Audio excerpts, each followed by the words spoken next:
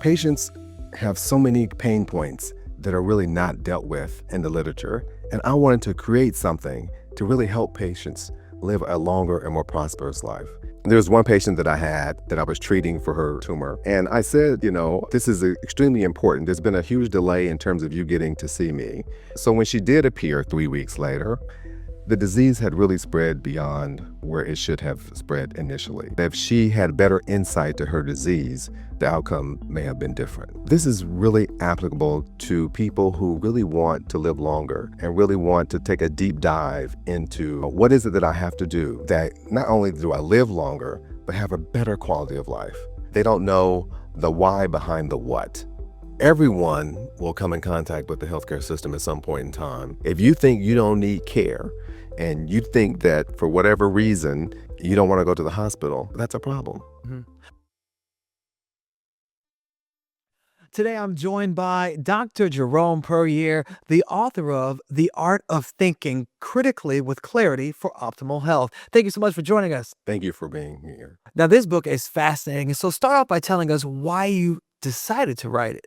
Yeah, I decided to write this book because I think it's so important and so needed in healthcare. Patients have so many pain points that are really not dealt with in the literature, and I wanted to create something to really help patients live a longer and more prosperous life. So why do you think critical thinking is more important now than ever? It's more important now than ever because we live in a society where there's so much information. There's misinformation and disinformation. And how do you sort through the noise? People don't know how to sort through the noise. And we're dealing with really healthcare, something that everybody will need at some point in their life, either because they're taking care of themselves or they're taking care of a family member. And ultimately, the decisions that you make in this whole process have an effect on your overall outcome. And so I think that it is important everyone realize the way you think impacts your overall longevity. When you say critical thinking or thinking, the art of thinking, there are so many forms of thinking. How would you describe thinking critically? With clarity, of course. Of course, because I think so many people aren't thinking critically with clarity. I just think in my basic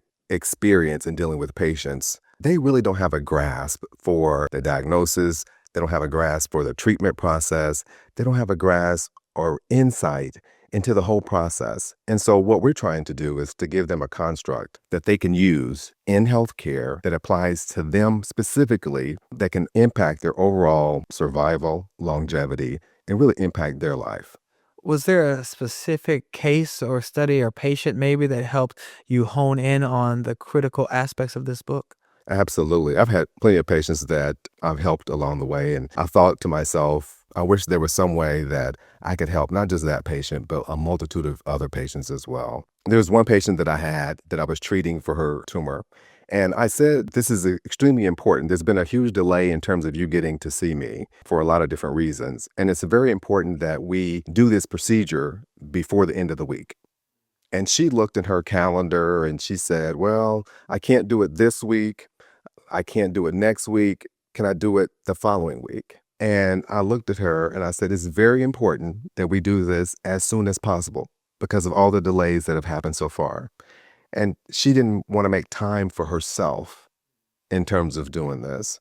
And so it was my opinion that she had poor insight into her disease process. So when she did appear 3 weeks later, the disease had really spread beyond where it should have spread initially, in my opinion. We probably could have caught it a little bit earlier. And I think that if she had better insight to her disease, the outcome may have been different.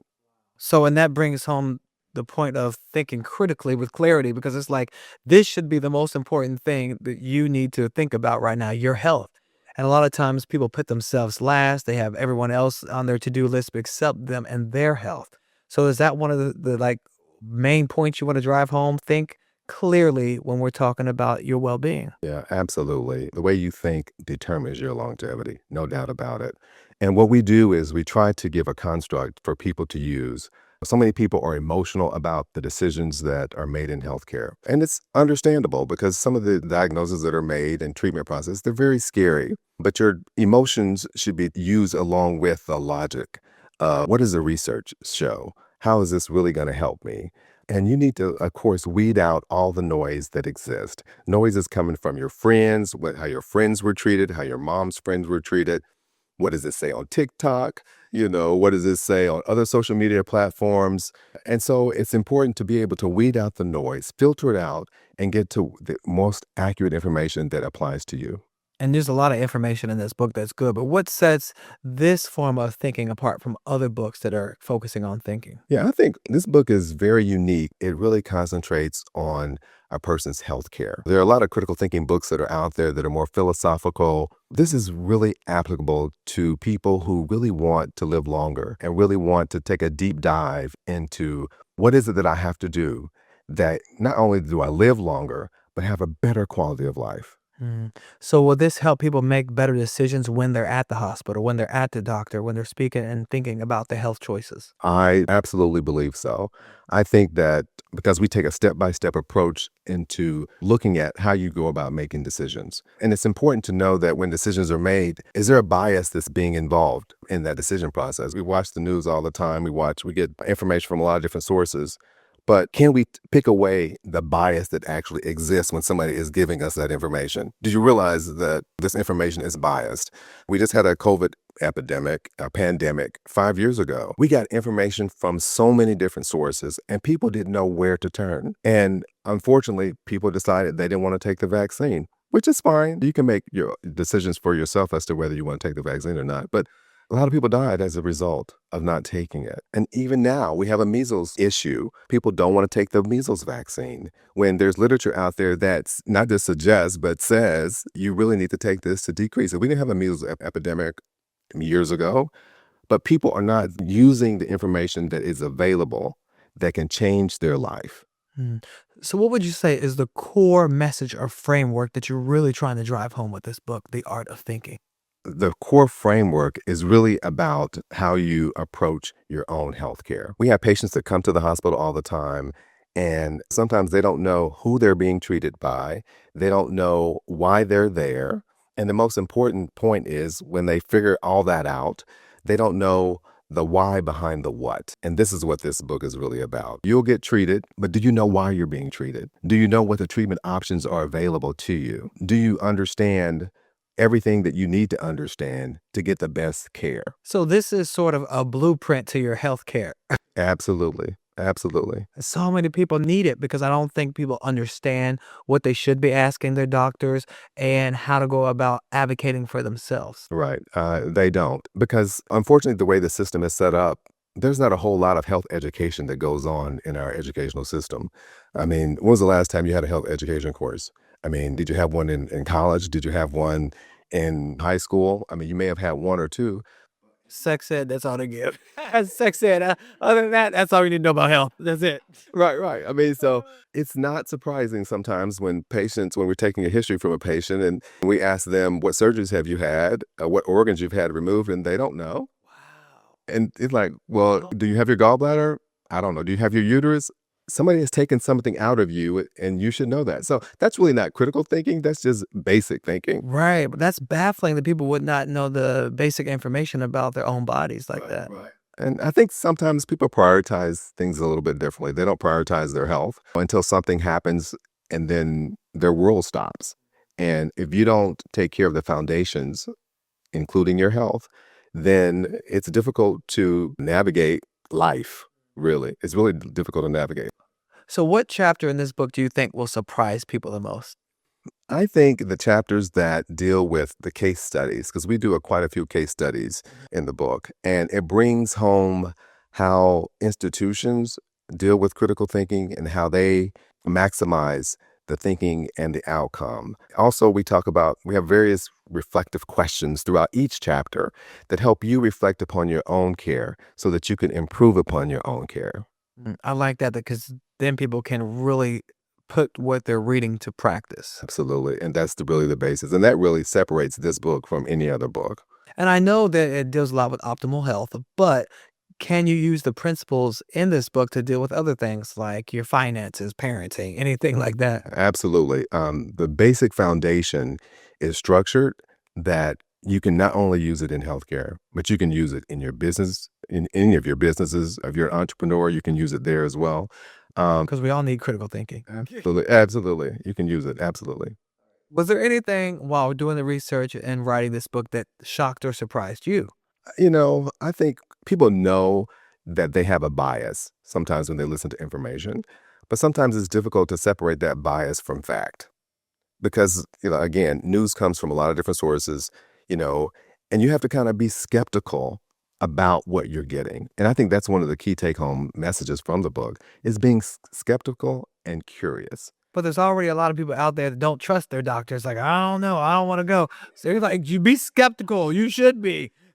Being skeptical, I think, in a healthy way is important because you don't want to just take the information and just go with it and say, this is what they told me and this is what I have and I don't have any options. I mean, there are always options and there's always an option for getting a second opinion if you need that.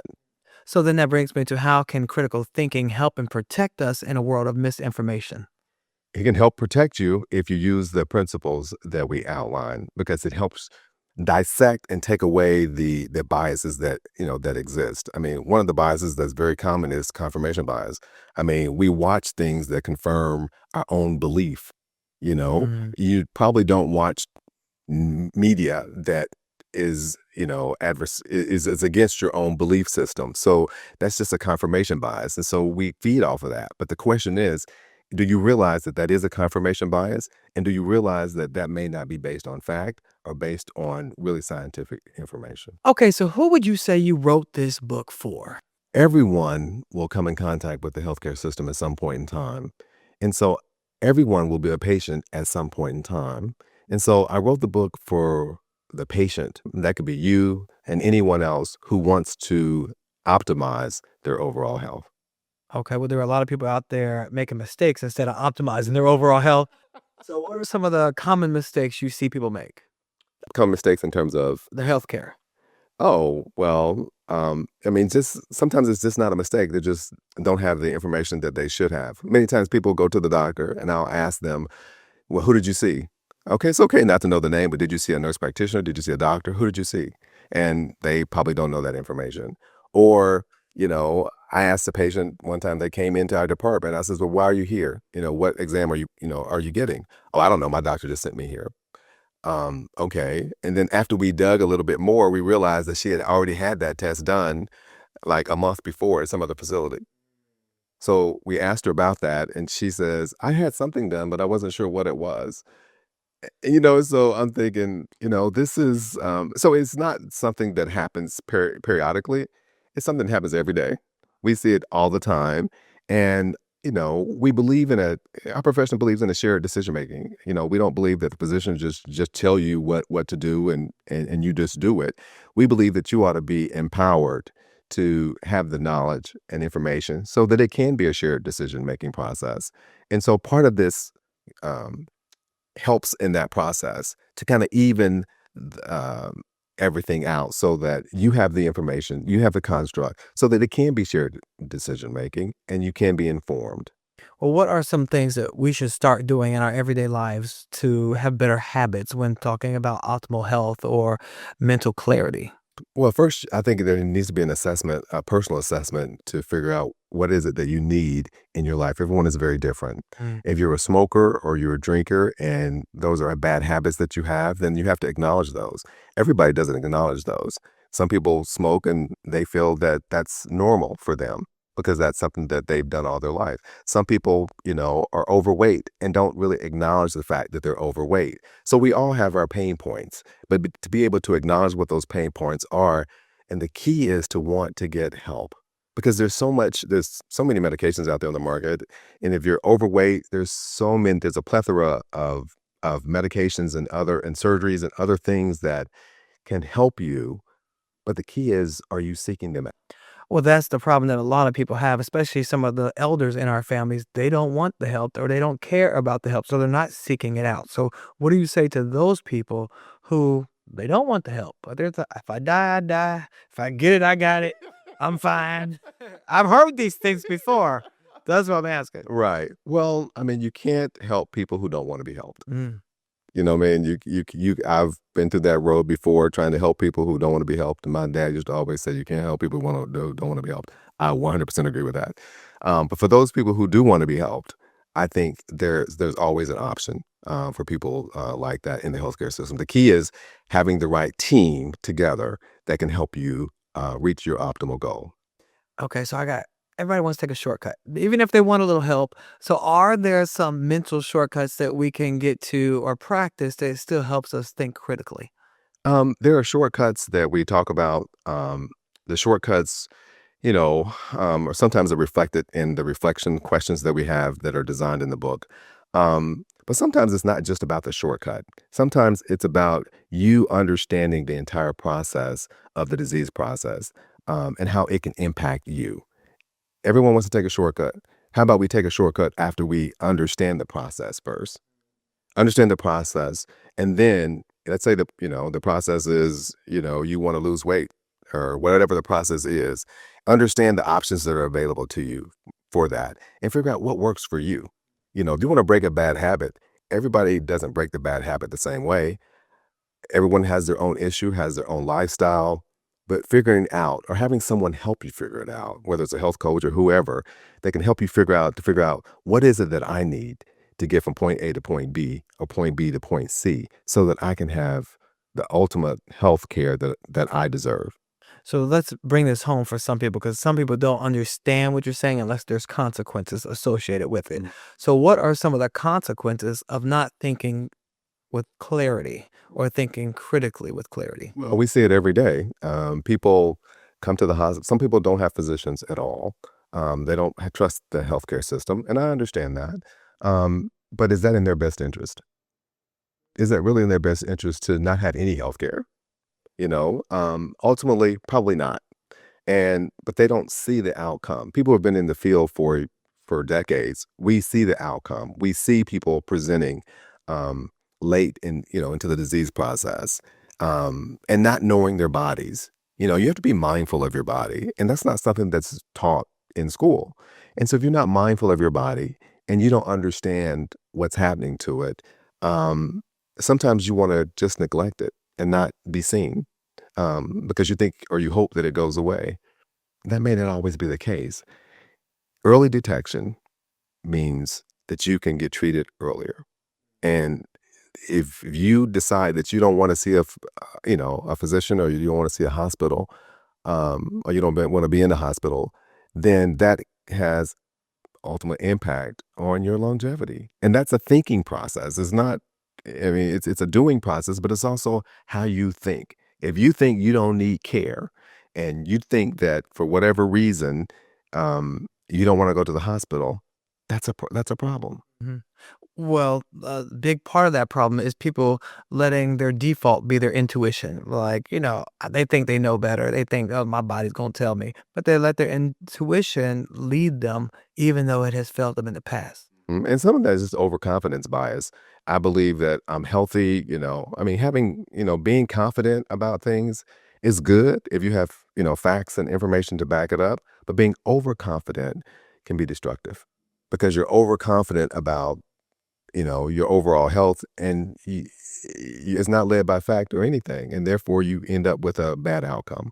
And some of that comes from their degree from YouTube University.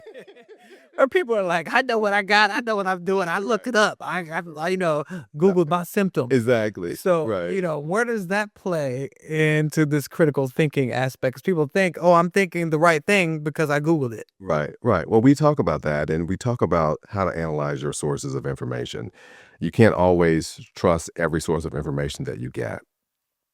Even sometimes now from our political leaders, it's sometimes biased. And you have to understand that the information is biased and be able to look at the sources and look at the research and be able to say, now, this information is not being, is not truthful.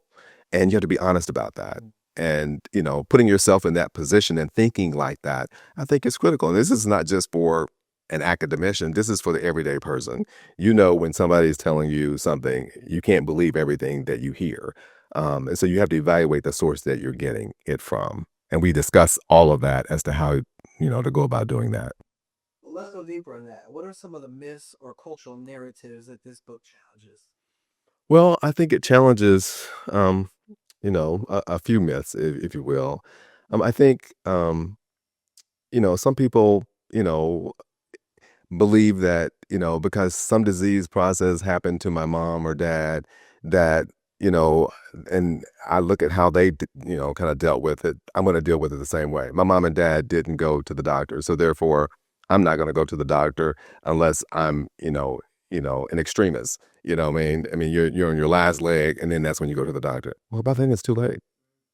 But by then it's too late, I have friends of mine who, very educated, and so this is not something that has to do with how much you make, how much education you have. It has nothing to do with that.